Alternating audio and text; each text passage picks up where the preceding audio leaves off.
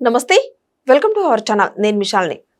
YCP నేత మాజీ మంత్రి రోజాకి పోలీసులు నోటీసులు ఇచ్చారు. మరి ముఖ్యంగా ఈ నెల 30వ తేదీన విచారణకైతే హాజరు కావాలి.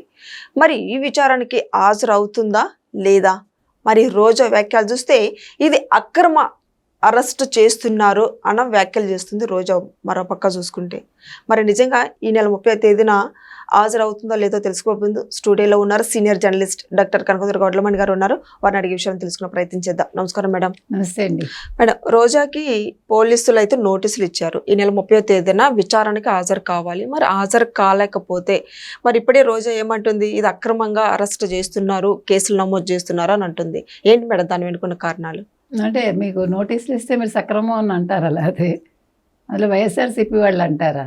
మేము నిరసనలు చేస్తాము, మేము తిడతాము, మేము ఏదైనా చేస్తాము, కానీ మీరు మా మీద కేసులు పెట్టకూడదు, నేను స్కాములు చేస్తాను. మా జగన్మోహన్ రెడ్డి అన్నే చేశాడు కదా, మా జగనన్న చేయగలని మేము చేయకూడదా? మా జగనన్న కొన్ని లక్షల కోట్లు చేస్తే మేము ఏదో 119 కోట్లు చేస్తామంటున్నాడు, అంతే కదా. అందుకని ఇవాళ జగన్మోహన్ రెడ్డిని ఆయన బాటలో వెళ్ళే వీళ్ళంతా ఆ జగనన్న కళ్ళల్లో ఆనందం కోసం నిరసనలు చేశారు.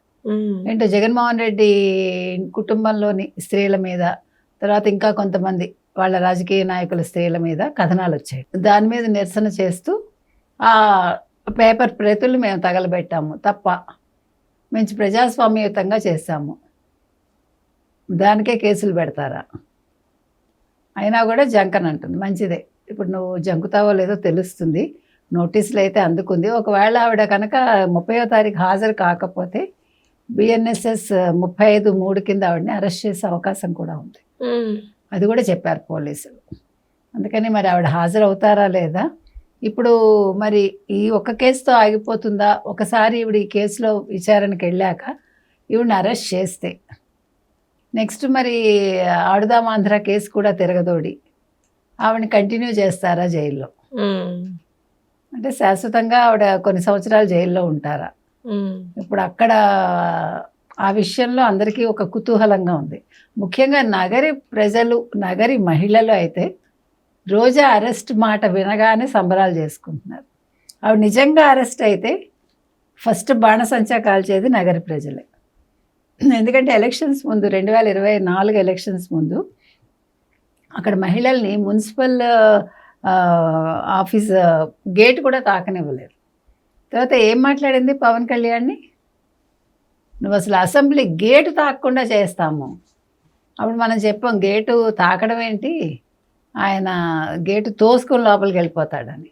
పవన్ కళ్యాణ్ అలాగే వెళ్ళిపోయాడు అసెంబ్లీలోకి, ఆయన 100% స్ట్రైక్ రేట్తో. మరి మీ జగనన్న అంత గొప్పవాడు కదా, సింహం సింగిల్గా వస్తుంది అది ఇది అంటుంది కదా, మరి మీ సింహం ఎందుకు 100% స్ట్రైక్ రేట్ తెచ్చుకోలేదు రోజా?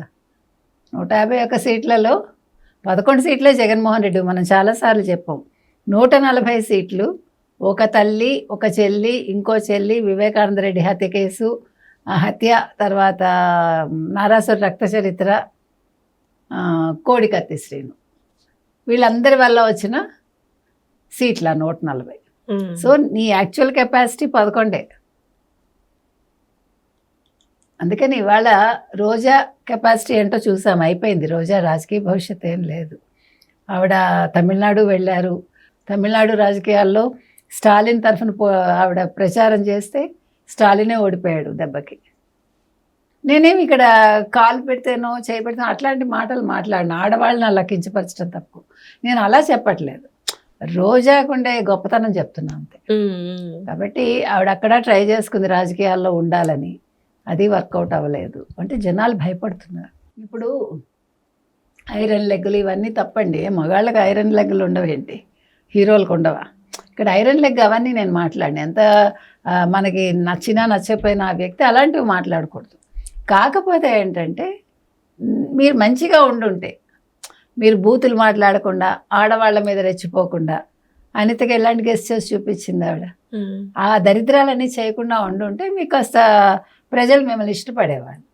కానీ మీ నోరు, మీరు చేసిన స్కాములు, మీరు తెచ్చుకొని మీ నోటిదోలతో తెచ్చుకున్నవన్నీ, వాటి వల్ల ఇవాళ రోజా అంటే ఒక ఎవర్షన్ వచ్చింది.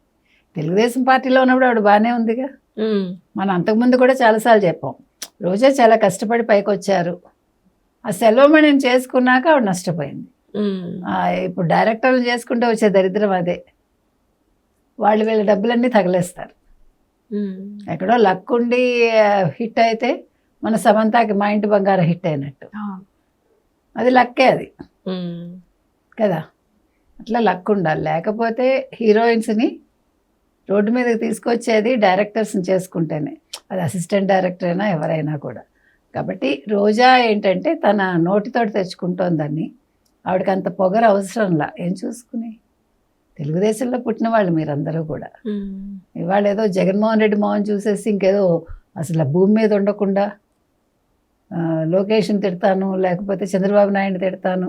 చంద్రబాబు నాయుడు అని పేరు పెట్టి పిలవటం ఏంటమ్మా? నువ్వు ఒక రాజకీయ నాయకురాలు, ఒక మంత్రిగా పనిచేసావు. నీకు కనీస గౌరవం ఇవ్వాలని నీకు సంస్కారం నేర్పించలేదా మీ అమ్మ నాన్న? నీ చదువు కూడా నీకు నేర్పించలేదా? ఒక ముఖ్యమంత్రిని ముఖ్యమంత్రి అనాలి అనే ఒక కనీస ఇంగిత జ్ఞానం లేని వాళ్ళని అరెస్ట్ చేసిన తప్పు లేదు నన్ను అడిగితే. కాబట్టి ఇవాళ రోజా మీద ఎవడు జాలిపడక్కర్లే. అరెస్ట్ అయితే చాలామంది సంతోషించే వాళ్ళు ఉన్నారు. ఈవెన్ వాళ్ళ ఇండస్ట్రీలోనే సంతోషించే వాళ్ళు ఉన్నారు. ఎక్కడో దాకా ఎందుకు?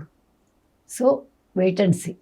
అంటే ఇప్పుడు అరెస్ట్ భయంతోనేనా ఇప్పుడు రోజు ఎక్కడ కూడా వచ్చి మాట్లాడిన ప్రస్తావన ఎక్కడ రాలేదు అసలు. ఆవిడ రాలేదు. శ్యామల గారు కూడా ఒక్కసారి ఏదో పాపం మేకప్ గురించి మాట్లాడడానికి వచ్చారు, మేకప్ వేసుకొని శ్యామల.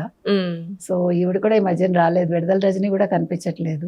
సో ఆడవాళ్ళందరూ భయంతో, అంటే వైసీపీలో ఉన్న ఆడవాళ్ళు, రాజకీయంగా ఉన్నవాళ్ళు అందరూ కూడా భయంతో ఇళ్లలో దాంకున్నారా. Thank you.